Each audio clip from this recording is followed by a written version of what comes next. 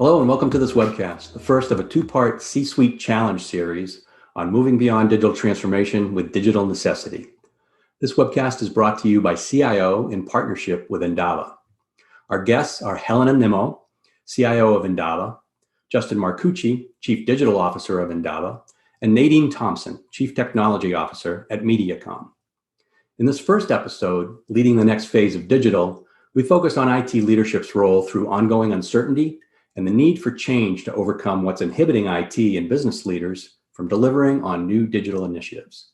We also introduce the concept of digital necessity as the next critical phase of digital transformation. I hope you enjoy the discussion. Hi, everyone. Thanks for joining. Let's jump right in. Helena, digital transformation is a fairly loose definition, has been for years, probably means different things to different people. What's your perspective on what digital transformation means today and where most people are with these types of initiatives? Great question, and you're absolutely correct. Digital transformation does mean many things to many people. If you distill it down, I think it comes down to two different aspects of digital transformation.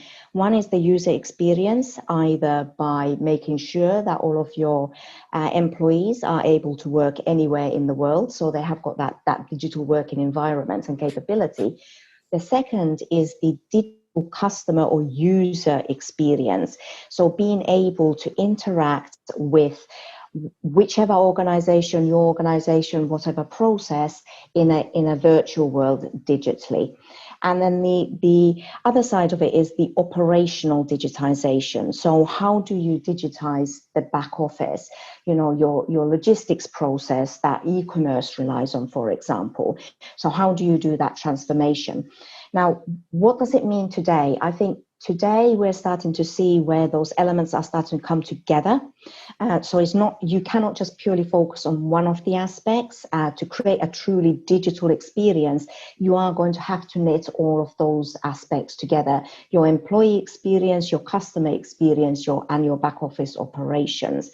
And to answer your question of where are people now with these various initiatives, I think we're seeing a really wide spectrum here, depending on the organizations. We have many public sector organizations, government organizations, who have not had the same agility to digitization that we've seen in the private sector. I think there's quite a big gap between the two sectors there. At least we're seeing that in the UK. It also depends on what industry you're in. If you are in manufacturing, the digital experience isn't that big a thing as it would be if you are in the professional services. I think one of the biggest thing we are seeing, though, is that everybody has realized that it's an absolute necessity to have an employee digital experience, because if you do not have employees that can work from home, you cannot actually fix the challenges or address the challenges that we're currently seeing. Makes a lot of sense. Nadine, how has the global pandemic and the ensuing kind of work from home shift and the economic downturn impacted digital transformation? What did it change at MediaCom, and what are you seeing among your peers? It's a big question. Well, I think we've seen obviously a lot of transformation in a very short period of time, which has had some interesting impacts. I mean, if we think about our local stores, they're all kind of moved online. I've got e-commerce, and court cases are online, and children are learning over Zoom. We're talking over Zoom, virtual events.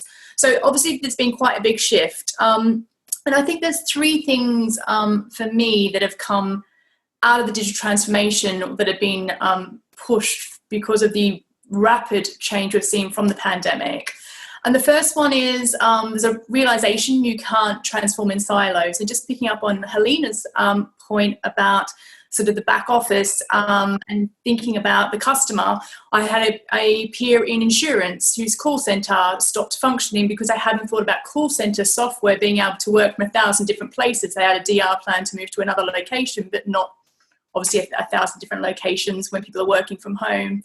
Another one is, thinking about silos and transformation. If you think about education, great that we've got lectures online for students at uni or schools, But there are many students who don't have a laptop or access to technology or broadband.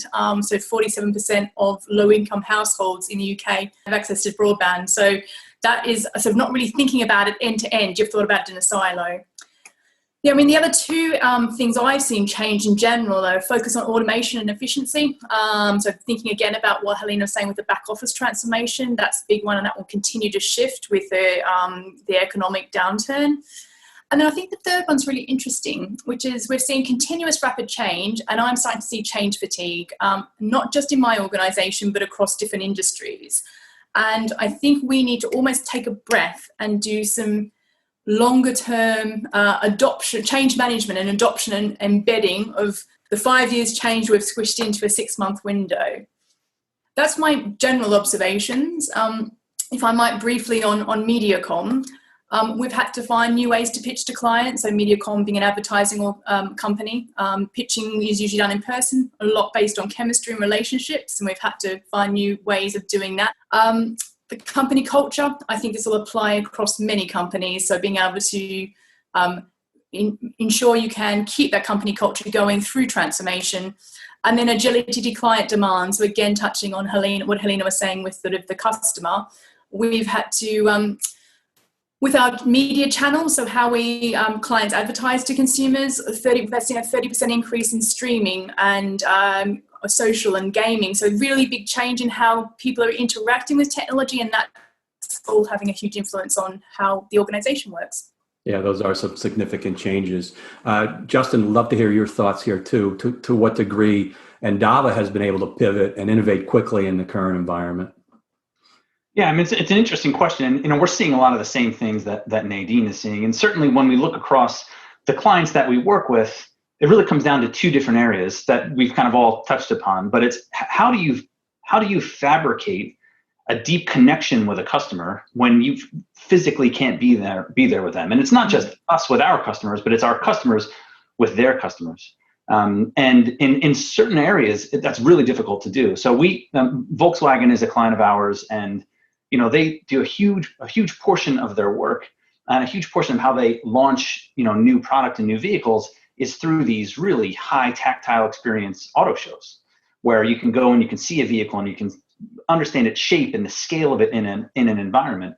When COVID happened, the Geneva Auto Show was shut down shortly thereafter, as it was going to be an April event, and Volkswagen wasn't really sure to do. And unfortunately, we have a strong relationship with them, and based upon our experience in extended reality type engagements, we had an opportunity, albeit with obscenely short timelines, to frankly create an entire virtual brand experience of an auto show, and then make that available to all of those individuals that would previously have gone to and visited the Volkswagen pavilion in the Geneva Auto Show. And so that was, fully immersive, 3D models of all the vehicles, where you could change, you could change the color of the rims, you could change the color of the vehicle, you could open up the doors and really get a sense for the scale of the vehicle and how an individual fits within that.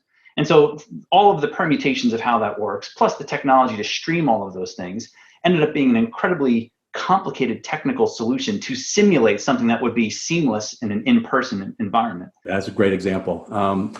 An important part of what we're talking about is the people aspect, right? We've talked about it from a workforce perspective, but I also want to talk about it from a leadership perspective a little bit. We have the benefit of having three distinct roles here: the CIO, the CDO, the CTO.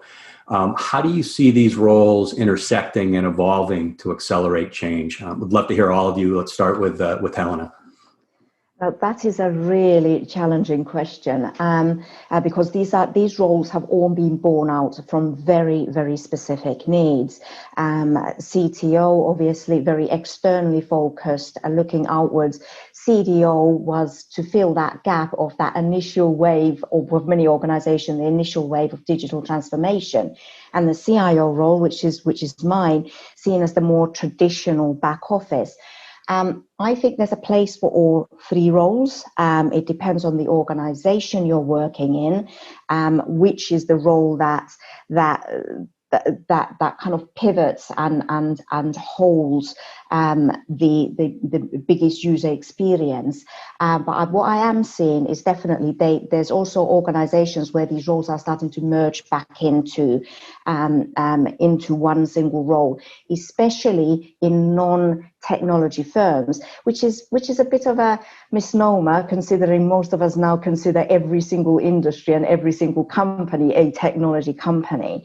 But it's an interesting evolution that we're seeing. I think the biggest thing for me is the regardless of what our titles are, regardless of is it digital, is it technology, is it information, there's a definite need for all three of these aspects, and they are coming together, and they are becoming an even more key part of the organization than they previously were. Got it. So you're getting along with Justin, okay? Oh yeah, yeah. Justin's okay. Like more than we don't, but that's part of what makes it work. Justin, obviously the CDO role is the newer role relative to the other two. Talk a little bit about kind of how your role is evolving, both in the current environment, and as you see going forward. So I think the CDO role, there's a wide variety of applications in that role, and it depends on the business type. As a professional services company, my role as CDO is to drive change within our client's business, as opposed to necessarily driving change within ours. And so there ends up being a bit of a commercial bend to what I do, because it really is about pushing our clients out of their comfort zone as much as possible, and then people that are substantially more intelligent and capable than I am, make them feel comfortable about where they are. But it's really about driving the change in their organizations. I think when you have a CDO in an organization that's either a product company or something along those lines, it's about being an agent for change within the organization, and driving and kind of pushing the envelope of the kind of innovation and evolution that's going to happen.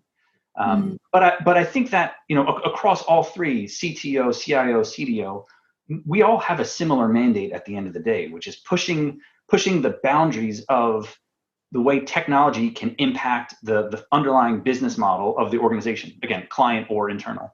And we all just kind of apply that mandate in a slightly different area, but it comes down to the same thing. We're looked at to kind of point to that mountain and say we should be going there. Everybody follow along, and we just kind of do it a different way.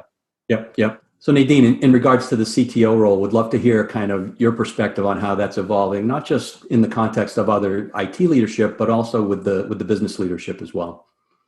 Of course. So just sort of picking up onto Justin's comparison, and the split I see between the CTO and the CDO is very much the CDO focused on the mindset and behavior change, and looking a lot at our customer behavior and our customer expectation, and looking at sort of process and workflow, and working with me on kind of what technologies we might bring to help support both our customers and sort of internal change as well.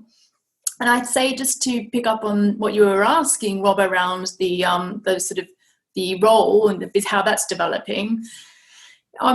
The role is more than ever, and I'd say this for all three roles, responsible for looking at business opportunity and solving business challenges, more so than it is kind of optimizing technology platforms in the back office, which obviously is an important part, but it's kind of, I think it's much more business facing on what we need to change to sort of best benefit the business. Got it. Let's talk a bit about what we don't always like to talk about, which is pain points.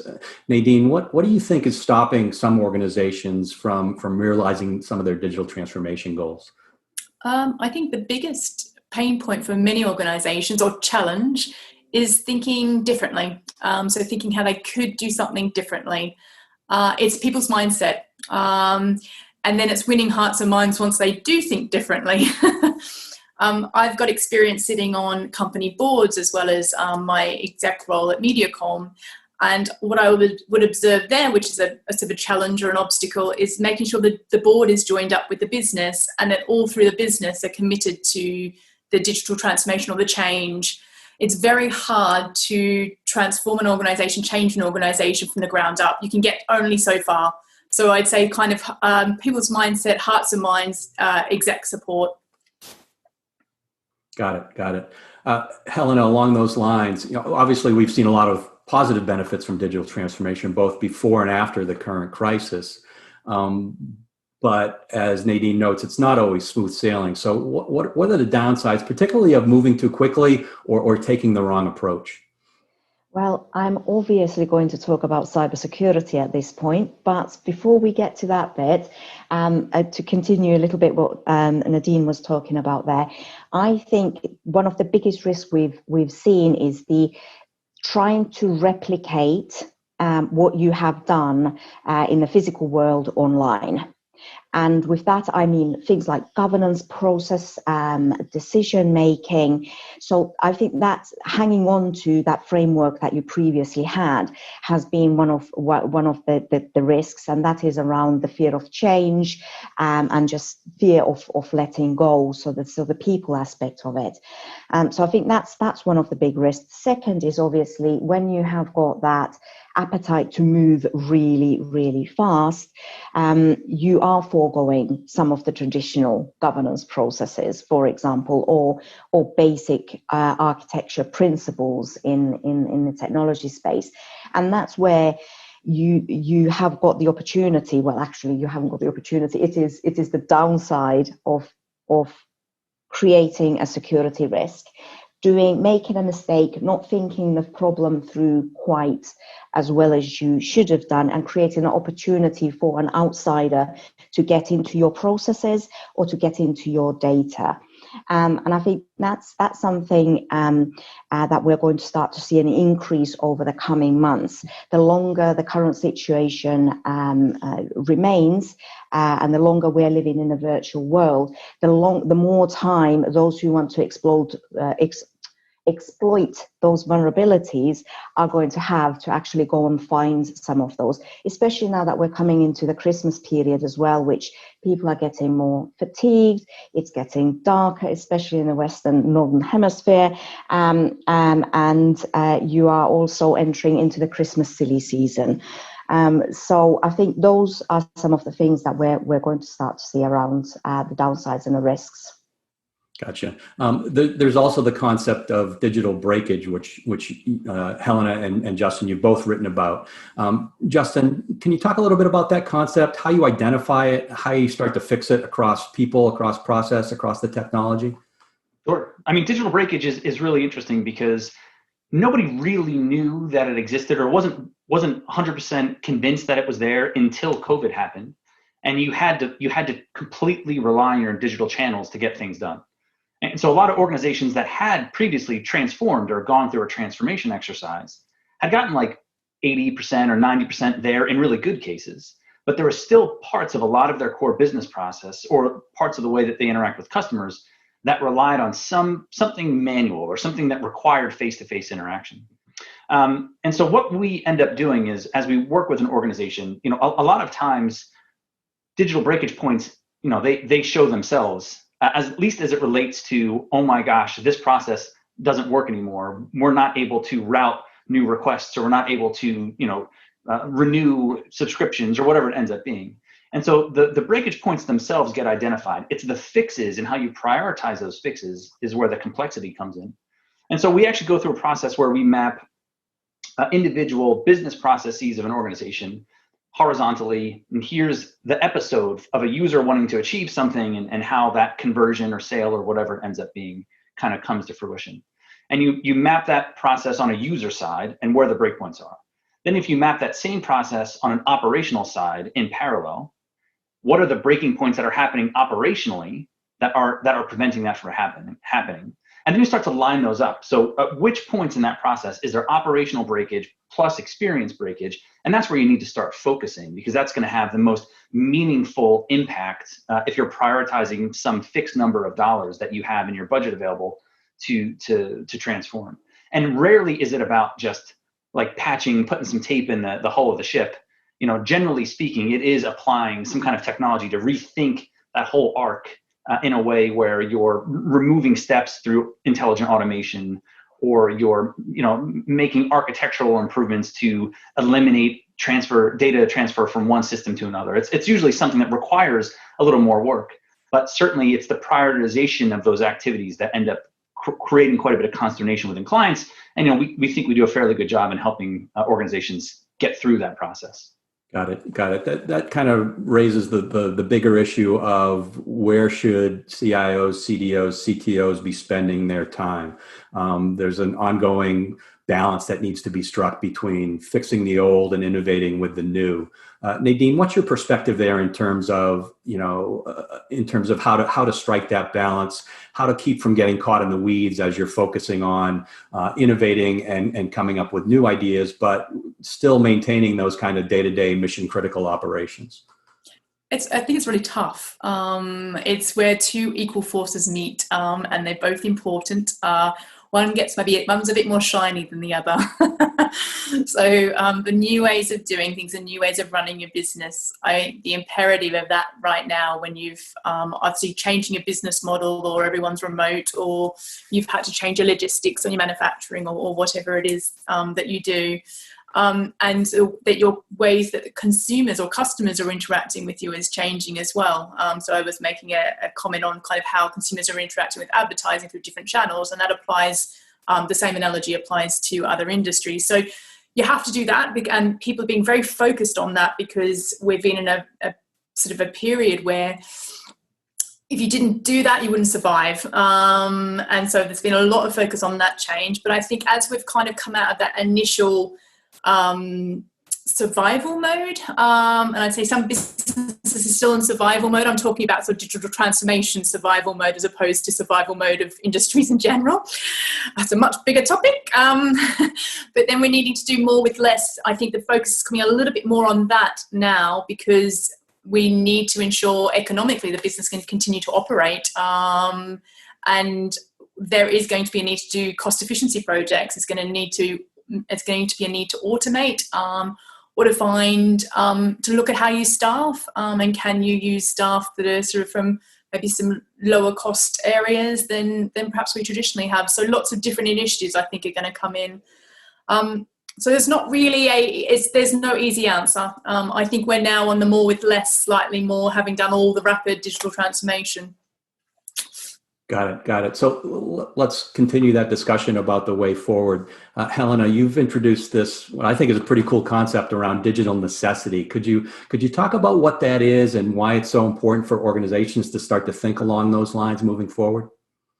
Yes, digital necessity. It's something that I came across when I experienced the whole breakage that we've been talking about. So Nadine referring to when insurance companies haven't been able to get the call centers online, and Justin suggesting that you have got these digital processes which are glued together by humans being in a certain location, and the digital necessity is about bringing all of those different elements together. It is just as what Justin was talking there about, understanding the end-to-end user experience, mapping it onto the operational processes, understanding the data point as well.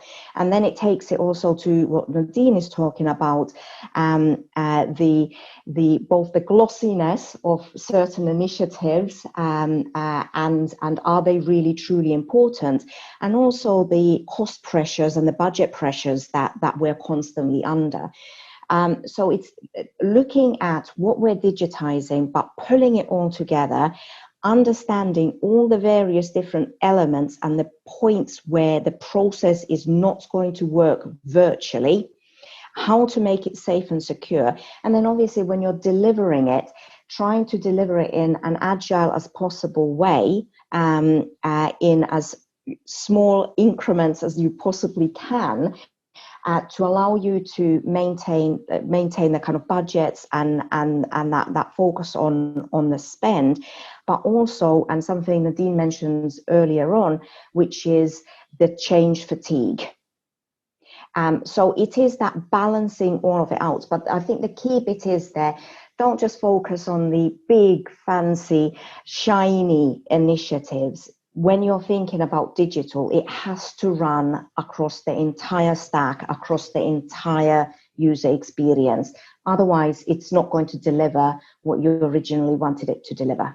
That's great. So we're getting close to the end here. I'd love to go around the virtual room and get some final takeaways from each of you for CIOs and other IT leaders that are facing some of these challenges we've identified today. Maybe something that they could take away and take back right away, but also what their priorities should be for the coming year. Nadine, why don't we start with you? I might touch on priorities for the coming year. I think for me, leaders need to be prioritizing, I think, in trying to deal with the change fatigue and embedding change and the rapid amount of change that has occurred in the last six months, while also motivating and encouraging their staff for yet more change, which we're going to have ahead. And I think focusing on things like collaboration with the business, focusing on things like working with your staff to develop strategic thinkers to ensure that they're open and willing to try new things. That would be probably my advice for the sort of tech leader for the next year. Great. Justin, what about you? I think it's important for an organization to honestly look at their technology estate and also look at the areas of their business, the business lines themselves, and very frankly identify which ones can be transformed digitally, which ones are sort of digitally transformed, and how far along that journey are they, and then which ones just aren't going to be able to hack it in the future based upon the amount of uncertainty in the marketplace, the amount of uncertainty for the physical interactions that we'll be able to have in the future, and take stock in those and make some tough decisions about what needs to get retired and where is going to be the largest return for digitizing something. Additionally, businesses have got to start looking at other ways to create new business models and new business lines to hedge the organization in general against that uncertainty. But that shouldn't be just new products altogether. It has to be products or lines of revenue that underpin their core value proposition, not diluting it just by getting into another area. And I think that's a real tough thing for organizations to philosophically and emotionally come to grips with. And I think that's where a lot of the risk lies for organizations moving forward. That's great. Thank you. And Helena, your closing thoughts, please. Well, obviously agreeing an awful lot there with what both Justin and Nadine are saying. I think there's a key thing around the leadership. The spotlight is now on technology. It is going to be increasingly so over the coming months. And it is about providing that resilient leadership and being able to challenge your peers across your organization. And that comes down to what Justin was talking and Nadine talking about priorities as well. Having that resilience to challenge and really drive that is going to be significant. And I think that the second bit is, and similarly, this is about leadership again. It's about the wellness of our employees, the wellness of their families. The more we keep on working at home, the bigger that challenge is going to be.